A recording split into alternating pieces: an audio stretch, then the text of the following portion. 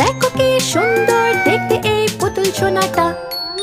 এর চোখ ঘোরে দেখো কেমন করে, ব্যাটারিতে চলে এ আর হাঁটে ধীরে ধীরে। এটা ব্যাটারিতে চলে? হ্যাঁ ভাই, ছোট্ট ছোট্ট পুতুল সোনা লাল সিল্কের পোশাক পরে, দেখো কি সুন্দরে হাত তালি দেয় জোরে শব্দ করে।